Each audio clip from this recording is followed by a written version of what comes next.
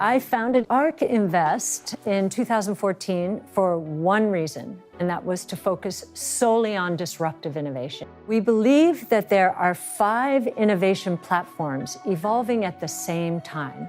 This has never happened in history. You have to go back to the late 1800s to see 3 innovation platforms evolving at the same time. Back then, electricity, telephone, and the internal combustion engine. For the 50 years through 1929, because of those innovation platforms, we experienced a booming economy and very low inflation. We see that happening with these 5 platforms, which are all ready, we believe, for prime time. The 5 innovation platforms upon which we base all of our research are DNA sequencing, robotics, energy storage, artificial intelligence, and blockchain technology. These platforms cut across sectors, they cut across geographies, they cut across markets. And importantly, they are converging with each other to spawn new innovation. A really good example of that is autonomous taxi networks. What are autonomous taxi networks or autonomous vehicles? They are robots. Autonomous vehicles are robots. They will be electric, so they'll be run by batteries, and transportation will be moving onto the grid. And they are powered by artificial intelligence. So those are 3 platforms converging. Do we believe the capital markets will fully be able to exploit these transformational opportunities? So we have an open research architecture. We are sharing our research throughout the world, especially on social media. 안녕하세요. JDD 월드입니다. 피터 린치 형이 이렇게 말씀하셨습니다.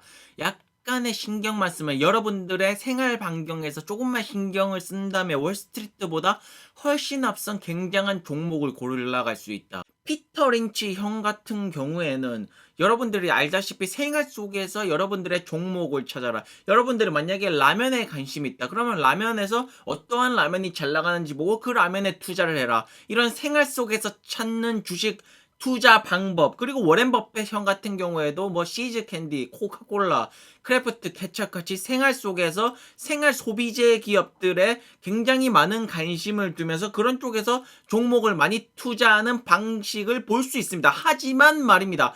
캐시 우드 누님 같은 경우에는 정반대입니다. 캐시 우드 누님의 투자 철학은 파괴적인 혁신입니다. 파괴적인 혁신, 그냥 혁신을 시키는 것이 아니라 기존 생태계를 다 파괴시키고 혁신을 시킨 거기 때문에 우리 생활 속에서 볼 수 있는 것들이 아닙니다. 그래서 기존 투자자의 대가들이랑 틀린 점이 있다는 것입니다. 여러분들이 만약에 워렌 버핏 형이나 피터 린치 형의 투자 방식이 맞다고 생각하신다면 캐시 우드 누님의 투자 방법은 여러분들이랑 안 맞는 것입니다. We think that autonomous taxis are one of the largest opportunities in the public equity markets today. We expect autonomous taxis to be available to consumers within the next year or 2, and they'll be extremely cheap. So the price of personal travel actually hasn't changed in 100 years. So there are many companies working on autonomous travel today, and we expect a group of those to be the winners. This is a natural monopoly market, and we actually think the auto market, as a result, will consolidate. Personal travel is about to get much safer, much more convenient, and most importantly, much cheaper. 자, 아크 인베스트에서 타샤가 제일 집중하는 부분이 어토노머스 라이드 헤일링, 로보택시죠. 로보택시 분야를 굉장히 집중하고 있습니다. 그러므로 여러분들이 만약에 나는 캐시 우드 누님 스타일로 투자를 하고 싶다 하면 이 로보택시 분야에 관련된 종목은 무조건 여러분들의 포트폴리오에서 무조건 들고 있어야 된다는 것입니다. 만약에 여러분들이 캐시 우드 누님의 파괴적인 혁신 투자법에 동의를 하신다면 이 어토노머스 라이드 헤일링에 관련된 섹터의 종목은 무조건 가져가셔야 된다는 것입니다. 자, 여기 보이시는 시장의 사이즈가 2024년 되면 5 트릴리언, 2029년 되면 9 트릴리언 달러가 될 거기 때문에 어쨌든 autonomous ride hailing, 로보택시 분야에 관련된 종목은 여러분들의 포트폴리오에 반드시 들고 있어야 됩니다. 여러분들이 만약에 캐시 우드님의 동의를 하신다면 말이죠. 자, 그리고 EV 섹터, 전기차 섹터. 전기차 섹터 핫한 거 아시죠, 여러분들? 여러분들 다들 포트폴리오에 전기차 관련 종목은 다들 가지고 계시지 않은가요? 어쨌든 지금 미국 주식에서 가장 핫한 섹터가 전기차 아니겠습니까? 전기차. 자, 2019년을 기준으로 보면 여전히 내연 기관차가 압도적으로 많고 전기차는 조금밖에 없습니다. 하지만 전기차의 세일즈는 계속해서 꾸준히 상승 중이고, 여러분들 상상을 해보십시오. 10년 뒤에 2030년에 과연 내연 기관차가 많을 것인가, 전기차가 많을 것인가, 여러분들이 선택을 하셔야 될 시점에 왔다는 것입니다. 아시다시피 전기차의 가장 큰 문제점은 어쨌든 배터리의 가격이었는데 배터리의 코스트가 계속해서 디클라인 내려가고 있습니다. 이것은 어쨌든 전기차를 효율성이 높은 차로 만드는 것이겠죠.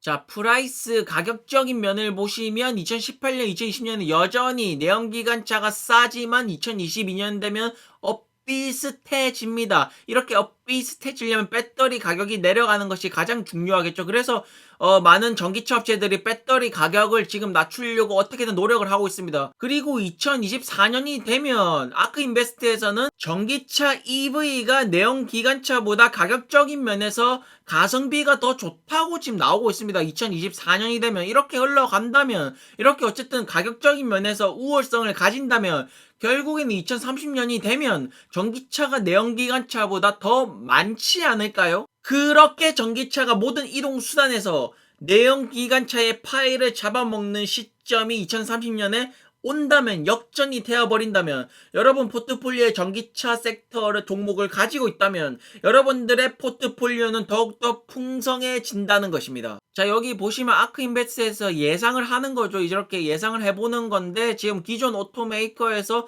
이렇게 할지 안 할지 모르겠지만 기존 오토메이커 내연기관차 회사에서 EV 전기차를 대량으로 이렇게 생산으로 들어갈 경우에, 만약에 그렇게 된다면 글로벌 EV 세일즈는 아마 2024년에 37밀리언 3,700만 대 이상 팔릴 거라고 지금 예상을 하고 있습니다. 어쨌든 지금 내연기관차들 쪽에서도 전기차의 생산에 박차를 가하고 있기 때문에 전기차 시장은 앞으로 더더욱 커질 전망이라는 것입니다. 물론 아직까지 소비자들한테 와닿지는 않죠. 아직까지는 소비자들은 내연 기관차를 선택하고 있습니다. 하지만 파괴적인 혁신은 여러분들이 모르는 사이에 어느 순간 생태계를 파괴시켜버리고 새로운 생태계를 창조시키는, 그것이 바로 파괴적인 혁신이라는 것입니다. 그렇다면 여러분들은 그런 파괴적인 혁신에서 파괴가 나오기 전에 미리 들어가 있어야겠죠. Basically, if you hear the term digital wallet, you're probably thinking of a small application on your phone with your card storage and to make your payments easy, but that's just the beginning. So digital wallets are soon going to emerge as financial ecosystem that are going to support a number of financial services. It could be your taxes, it could be your investing, it could be your insurance or even access to crypto assets. So they're going to become a financial hub. 디지털 월렛 부분 저도 좋아하고 캐시우드님도 좋아하고 타샤도 좋아하고 아크인베스트 모두가 좋아하고 사람들도 좋아하고 모두가 좋아하는 섹터인 디지털 월렛 섹터. 자, 여기 보시면 아크인베스트에서 리서치한 거 보시면 차이나 모바일 페이먼트 트랜잭션이 차이나 GDP보다 이 양이 더 크다는 거죠. 이게 보시면 그만큼 이 모바일 페이먼트 시장이 급성장하고 있다는 것을 보여주고 있는 것입니다. 자, 파이낸스 어플리케이션 이렇게 보시면 미국에서 페이팔의 벤모가 여전히 1등입니다. 페이팔의 벤모. 그리고 4등에 스퀘어의 캐시 앱이 있는데, 어쨌든 아크인베스트의 캐시 우드님이 선택한 핀테크 기업은 어쨌든 스퀘어입니다. 스퀘어이고 어쨌든 지금 1등은 페이팔의 벤모가 달리고 있는데, 이것은 여러분들의 선택이라고 보여집니다. 여러분들이 기존 은행주가 좋으면 은행주로 들어가시는 것이고, 아니면 페이팔이 좋으면 페이팔로 들어가시는 것이고, 아니면 캐시우드님의 선택을 믿는다면 스퀘어로 들어가는 것이고, 이것은 여러분들의 선택입니다. 여러분들이 캐시우드님의 투자 방법에 동의를 하냐 안 하냐, 그 누님의 선택이 옳냐 안 옳냐, 그런 것들을 여러분들이 선택을 하는 거겠죠. 2024년이 되면 이 디지털 월렛 부분 시장이 800빌리언이 된다고 하니까 엄청나게 크게 성장하는 것을 알 수가 있습니다. 어쩌면 이거 당연한 것이 아닐까요? 결국에는 이 화폐, 지폐, 종이는 사라지고 점점 다 모든 화폐는 온라인으로 다 넘어가는 것이 어쩌면 이게 대세가 되지 않을까 싶습니다. 자, 또 다른 아크 인베스트에서 집중하고 있는 섹터는 오토메이션 자동화 산업이죠. 자, 오토메이션 자동화 사업 부분을 살펴보시면 인더스트리얼 로봇 이런 생산 제조업체에서 생산 자동화 이런 스마트 팩토리 부분도 있고 서비스하는 로봇도 있고 이제 음식 만드는 이런 것도 있죠. 요새 치킨집 가보면 뭐 로봇이 치킨을 만들고 이런 것들 많이 보이는데 이런 음식을 만드는 이런 쪽 프로덕션 라인이나 레스토랑에서도 오토메이션이 될 수도 있고 이런 물류 쪽 딜리버리 로봇 뭐 이런 것도 있고 생산 자동화 뭐 이런 것도 있고 어쨌든 이런 오토메이션 자동화 섹터에도 아크 인베스트가 어쨌든 이런 부분에서 파괴적인 혁신이 나온다고 합니다. 자, 산업 로봇 이런 같은 가격이 결국에는 가장 문제였는데 이것도 이제 전기차 섹터의 배터리와 같이 이런 가격들 산업 로봇의 가격도 역시 디클라인이 이렇게 내려가고 있습니다. 결국 이런 기술적인 요건이 충족되고 가격이 경쟁력을 가진다면 공장에서 더 이상의 사람은 볼 수가 없겠죠. 더 이상 생산직에서 사람은 없고 생산직은 그냥 로봇이 일하는 그런 공장이 되지 않을까 싶습니다. 대표적인 물류센터 하면 아마존 아닙니까? 물류센터, 이커머스의 황제 아마존. 여기 보시면 꾸준히 인플로이즈가 직원들이 증가하는 모습도 보이고 있지만 로봇도 이렇게 증가를 하고 있습니다. 이 로봇 부분이 어쨌든 지금은 가격적인 부분이 비싸고 아직까지 효율성이 점점 지금 좋아지고 있는 단계이기 때문에 어느 정도의 기술적인 우위를 가져가고 경쟁력, 가격적인 면에서 경쟁력을 가져간다면 사람은 점점 여기서 점점 이렇게 떨어지는 그런 곡선을 보일 것이고 여기 초록색은 로봇은 점점 상승하는 곡선이 나오지 않을까 싶습니다. 어쨌든 이런 코스트 오브 딜리버리 이런 면에서도 인간 딜리버리는 당연히 비싸겠고 오토노머스 딜리버리 로봇이 로봇가 딜리버리 하는 거는 당연히 가격이 쌉니다. 인건비가 안 나가니까. 이런 부분이 점점 발전하면서 이런 오토메이션 자동화 부분이 발전을 하면서 결국에는 이런 초록색깔 차트가 점점 올라가고 이 어두운 파란색깔 인간 부분 차트가 점점 내려가면서 결국 나중에는 아마존의 물류센터도 사람이 거의 없는 형태가 되지 않을까 싶습니다. 여기 보시면 미국 GDP 그로스를 보시면 자동화가 없는 GDP의 성장률은 1.8인데 자동화가 있는 GDP 성장률은 2.4라고 나옵니다. 그만큼 미국에서도 GDP를 위해서 이런 자동화 산업에는 반드시 투자를 해야겠죠. 이렇게 미국에서 전체적인 산업에서 자동화 오토메이션에 투자가 많이 이루어진다면 이런 부분에 관련된 기업들은 성장을 할 것이고 그렇다면 일단 아크 인베스트에서 오토메이션 이 부분에 집중을 하고 있으니까 여러분들의 포트폴리오에서 오토메이션 관련된 기업들 역시 포함되어 있어야 되지 않을까 싶습니다. Deep learning is software that writes itself using large amounts of data. So all of a sudden, you don't need programmers to do this anymore. You just feed it lots of data. If you thought the internet was disruptive, you haven't seen anything yet. 자, 여기 보시는 딥러닝 이게 결국에는 자율주행을 말하는 거죠. 자율주행 AI가 AI를 쓰고 결국 딥러닝이 결국에는 제일 중요한 겁니다. 21세기 4차 산업의 주인공은 결국에는 딥러닝이라는 것입니다. 자, 트래디셔널 소프트웨어, 기존 소프트웨어를 보면 수많은 사람들 프로그래머들이 이렇게 소프트웨어를 짰다면 이제는 AI가 인공지능이 딥러닝으로 그냥 소프트웨어 그 코딩을 짜는 거죠. 그러니까 더 이상 수많은 이 프로그래머들이 필요가 없다는 겁니다. 그냥 똑똑한 몇 명의 프로그래머 2명이 기존에 이렇게 많았다면 2명이 그냥 소프트웨어가 딥러닝을 할 수 있도록 데이터를 계속해서 주면 되는 겁니다. 데이터를 계속해서 주면 이 러닝 프로그램이 알아서 트레이닝을 하는 겁니다. 자체적으로. 자, 딥러닝 부분을 보면 여러분 다 아시는 자율주행 부분, 그 다음에 컨버세이셔널 컴퓨터 여러분들 다 아시죠? 요새 보시면 뭐 텔레비도 뭐 인공지능한테 텔레비 켜줘 하거나 아니면 커튼 걷어줘 하면 인공지능이 내 주인님 하면서 이렇게 다 해주지 않습니까? 이런 인공지능 랭귀지 부분에 대화가 가능한 인공지능 부분이랑 자연어가 가능한 인공지능 부분, 자율주행 부분, 그리고 컨슈머블 앱스 여기 보신 거 뭐 틱톡 카톡이나 스냅챗, 뭐 핀터레스트죠. 이런 것들에서 이제 딥러닝이 많이 쓸 거라고 합니다. AI 소프트웨어도 큰 부분이지만 역시 AI 하드웨어 역시 만만치 않은 시장이라는 것입니다. 여기 보시면 2024년이 되면 AI 액셀러레이트, AI 칩 부분을 말하는 것 같은데 이런 AI 칩 부분, 하드웨어 부분도 많이 성장을 할 거라고 지금 예상을 하고 있습니다. 자, 여기 보시면 AI가 지금 확장을 하는 거죠. 비전에서 랭귀지로 확장을 하는데 2015년에 보면 컴퓨터 비전으로 시작했다가 2018년에서 20년에 보면 랭귀지 언더스탠딩, 이제 언어를 이해하기 시작하는 거죠. 그 앞서는 테크 기업들이 구글, 페이스북, 바이두, 아마존 같은 게 있고 2020년에 보면 조금 더 강화된 학습을 한다는 것을 말하고 있습니다. 여기 보시면 딥마인드, 이거 구글이죠. 구글 역시 AI의 최강 대가리는 구글인 것 같습니다. 구글. 자, 1997년을 보시면 IT 부분이 이렇게 대부분의 섹터를 차지하고 있습니다. 그리고 2019년이 되면 인터넷이 주인공입니다. 인터넷이 주인공이고 2037년이 되면 인터넷은 이렇게 밀려버리고 딥러닝이 큰 파일을 차지하게 된다는 겁니다. 지금 현재 시점은 2020년, 2020년이고 2037년을 위해서 여러분들은 지금 이 시점에서 딥러닝에 투자를 하셔야 된다는 것입니다. 자, 아크인베스트에서 또 다른 이제 주목하는 섹터는 스트리밍 미디어 부분이네요.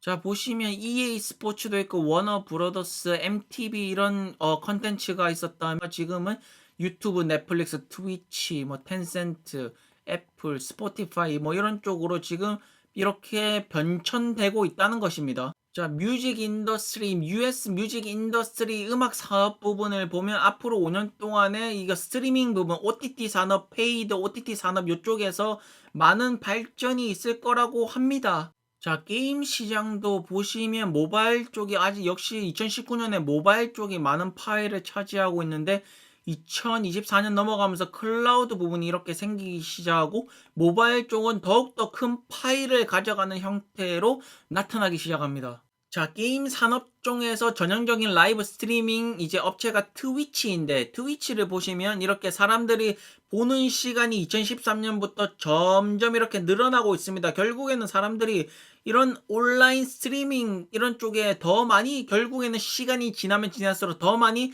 시청을 하지 않을까요? 만약 여기에서 VR, AR 이런 부분에서 크게 발전을 한다면 온라인 라이브 스트리밍 이런 게임 산업 쪽에서도 e스포츠 이런 e스포츠 분야에서도 크게 크나큰 성장이 올 것이라고 생각합니다. 엔비디아의 젠슨 황영이 이렇게 말했습니다. 스포츠 분야, 수많은 스포츠 분야가 있지만 결국 미래에는 e스포츠가 가장 큰 파일을 차지하게 될 것이다 라고 말했습니다. 자, 다음은 드론 분야입니다. 드론 분야인데 이거 역시 저 드론 분야는 관심이 저도 많습니다. 드론 분야. 이런 드론 분야의 최고 선두주자가 결국에는 아마존이지 않습니까? 아마존이 지금 뭐 이커머스 이미 지금 공룡 기업이 다 돼서 주가가 굉장히 무거울 거라고 하는데 이런 드론 부분에서 한 번 더 혁신이 나온다면 아마존 주가는 한 번 더 크게 뛰어오르지 않을까 저는 생각합니다.